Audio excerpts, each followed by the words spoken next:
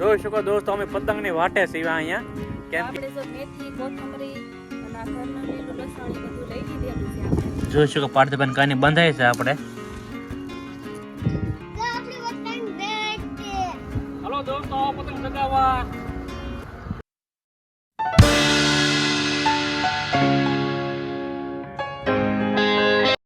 Hello YouTube family, નમસ્તે, સીતારામ. અમારા નવા વિડીયોમાં તમારું સ્વાગત છે. કેમ છો બધા? મજામાં છે ને? બધા મજામાં થશો.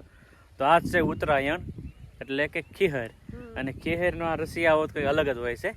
તો અમારે ત્યાં અમે પતંગ સગાવવાની છે.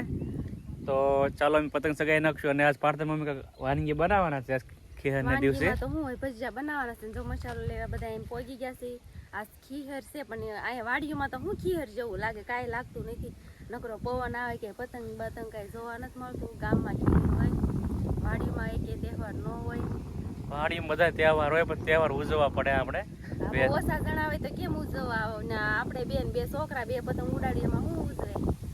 તોય આપણે પતંગ સગાવવાની છે આપણે અત્યારે. તો પેલા પણ સારો એવો છે.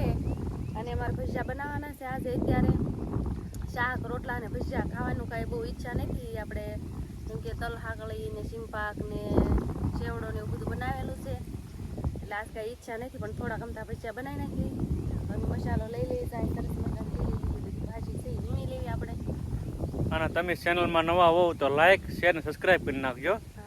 તો ચાલો આપણે વધુમાં વધુ અમારો વિડીયો શેર કરજો, કેમ કે અમારે હવે મોનેટાઈઝ થવામાં ટૂંક સમયની જ વાર છે. અને થોડીક કલાક બાકી છે. તો તમારા સાથ સહકારથી અમે કલાક પૂરી કરી નાખશું. અને આવા નવા અમને સપોર્ટ આપતા રહેજો. અને ચાલો પાર્થના મમ્મી હવે ભજીયા બનાવી નાખે છે, અને પછી નાસ્તા બાસ્તો કરીને અમે જઈશું પતંગ ચગાવવા. તો ચાલો બાય બાય. તો આપણે આ ધાણાની ભાજી લેવા મળ્યા છે. આપણે આ ધાણા છે એ લેવી છે આપણે, અને ઘરના ઓર્ગેનિક ધાણા છે. અમે અહીંયા દોરિયામાં નાખ્યા હતા ઘઉંના, અને સરસ મજાના ઉગી ગયેલા છે. જુઓ, ધાણીને ફૂલ પણ સરસ મજાના આવી ગયા છે. આપણી કોથમરી સરસ મજાની થઈ ગયેલી છે, અને ભજીયામાં કોથમરી હોય તો સરસ લાગે. તો જો સરસ મજાની આપણે તોડી લીધી છે હવે. અને કોથમરી વધારે પ્રમાણમાં નાખવાની છે. એ કોથમરી ભાવે વધારે, અને સ્વાદ પણ સારો આવે છે ધાણાથી. હવે જો ધાણા લઈ લીધા છે, અને હવે આપણે મેથી લેવાની છે. અને મેથી સરસ મજાની ઉગી ગયેલી છે. તો આપણે મેથી પણ મેથી આપણે થોડીક ઓછી નાખવાની છે ભજીયામાં, વધારે નથી નાખવાના, વધારે ધાણા નાખવાના છે. જોઈ શકો દોસ્તો અમે પતંગની વાટે સીવા, કેમ કે પતંગ આવે એટલે વાડીમાં લૂંટવાની છે આજ આપણે. અને આ બાજુ માલપરા છે, આ બાજુ ભૂંડરખા હગાપરા છે, અને આ બાજુ પાલીતાણા છે, આ બાજુ શત્રુજી ડુંગરો પાલીતાણા છે. તો અમે પતંગ પવન સારો છે, તમે વાટે છે કે પતંગ આવે તો લૂંટશું આજ, કેમ કે પવન સારો છે એટલે ઘણી ખરી પતંગ ફરેમટે ચડી જાય. અને આપણે ઘેરે છીએ આજ તો લૂંટશું, અને પછી પતંગ સગાવવાની છે. અને પતંગ તો આપણે ધોમ લાવ્યા છીએ છોકરા હાટું પાડતા હાટું. તો પતંગ પછી સગાવવાની છે આપણે, અને અમારા વિડીયો કન્ટિન્યુ બનાવી રહીજો. તો આપણે જો મેથી કોથમરી અને આ ઘરનું લીલું લસણ એ બધું લઈ લીધેલું છે આપણે. અને આપણે ભજીયા બનાવવાના છે દેશી ચૂલે, અને મેં દેશી ચૂલે જ રાંધી છે. અને ખાસ કહેવાનું એ કે આ ઉત્તરાયણ છે એ કેવી રીતે ઉજવાય છે, આનો ઇતિહાસ શું છે. જો આપણે દિવાળી તો કે રામ. તો દોસ્તો એક પ્રશ્ન તમને કહેવાનો છે કે આપણે દિવાળી છે તો કે રામ ઘરે આવ્યા હતા, હોલિકા છે તો કે હોલિકાનું દહન કર્યું હતું, પરબ ઉજવાય છે આપણે. તો આ મકર સંક્રાંતિ એટલે ઉત્તરાયણ શેના દ્વારા ઉજવાય છે, એનો ઇતિહાસ શું છે, જરીક અમને કોમેન્ટ કરી નાખજો.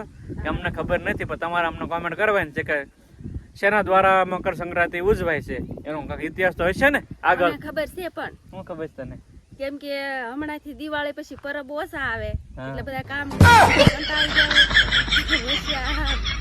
જાય કે પરબ ગણી નાખે, એટલે બધા છે ને આમ ઓલામાં રે અરખમાં રે એમ. નકર પછી જો ઉતવલી દિવાળી વહી જાય ત્યારે ઉતાહણી ઉધી કાંઈ પરબ જ ન બધા કામ કરીને કંટાળી જાય, એટલે વચ્ચે આ ખીહર આવી જાય. તો આનો હાસું છે ખોટું એ કોમેન્ટ કરી નાખજો તમે. આ કેવા ફાકા ઠોકે છે એની કોમેન્ટ કરી નાખજો તમે એક. આપણે સરસ મજાનું પાણી જાય છે દોરિયામાં. તો આપણે કોથમરી ને એવું બધું ધોઈ નાખીએ, આપણે લસણ ને એવું બધું.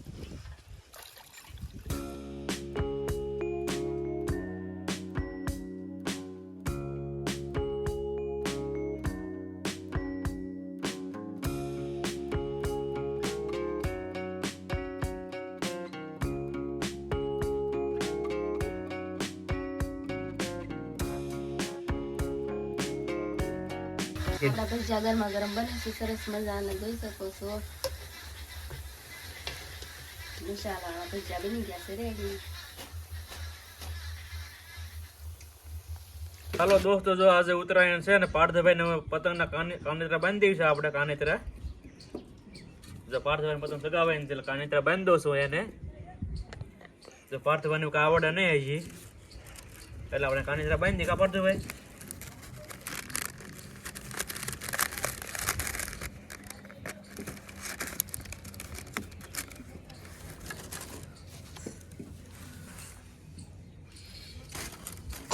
જોઈશું કે પાર્થભાઈ કાની બંધાય છે આપણે.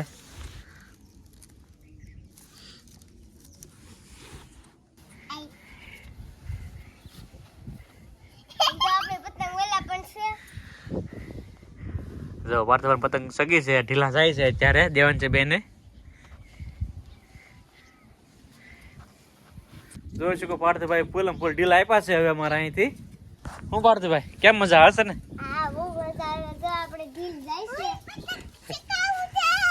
તું સગાઈ છે પતંગ? એલા વાહ વાહ ભાઈ વાહ. દેવાંશ બેન જો દેવાંશ બેન ની પતંગ જો રે. હા ફૂદડું.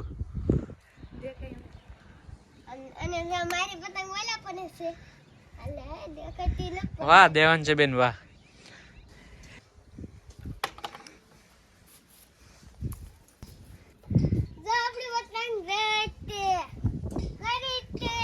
જોઈ શકો દોસ્તો, અમે આવી ગયા પતંગ ચગાવવા અરે ઉત્તરાયણમાં.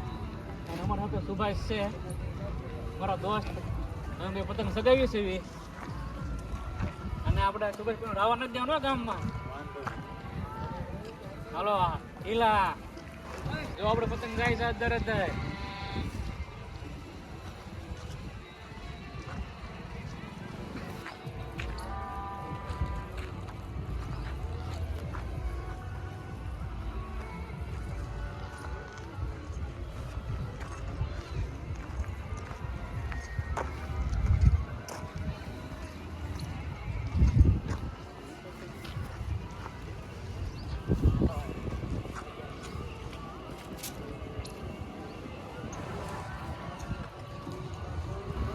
હલો દોસ્તો, આવો પતંગ ચગાવવા.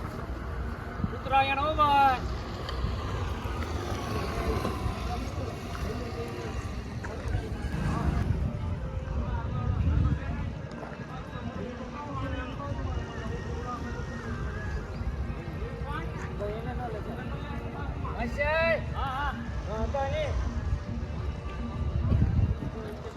પતંગ ચકાવવા આવો ભાઈ, પતંગ.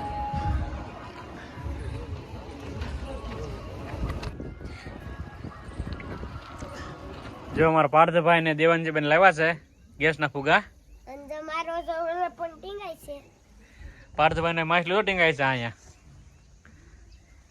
આ પાર્થભાઈ નું માછલું છે અને દેવાંશબેન આ ફુગો છે. કા દેવાંશબેન? હા દેવાંશબેન ની પતંગ છે. તો ચાલો આપણે પતંગ સગાવા આવી ગયા છે એવી. અને પાર્થના મમ્મી જો ફિરકી થઈ છે. આમ દેવાંશ પતંગ ઉડાડવા મળ્યા છે. આપણે દોરી લઈ લીધી હાથમાં, પતંગ સગે છે સરસ મજાની. હાંસ પડે આપણો વારો આવ્યો છે. પાર્થુભાઈ પતંગ ઉડાડે છે, એના પપ્પા જો આટા મારે છે. એ તો થાકતા જ નથી આજ આખો દી, નગર આટા જ મારી કરે છે.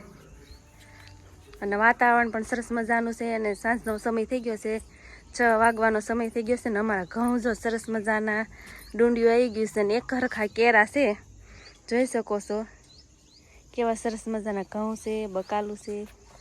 તો ચાલો દોસ્તો, જો ખેર ઘણી હેરી આપણે પૂરી અને સાંજ પડવા આવી છે.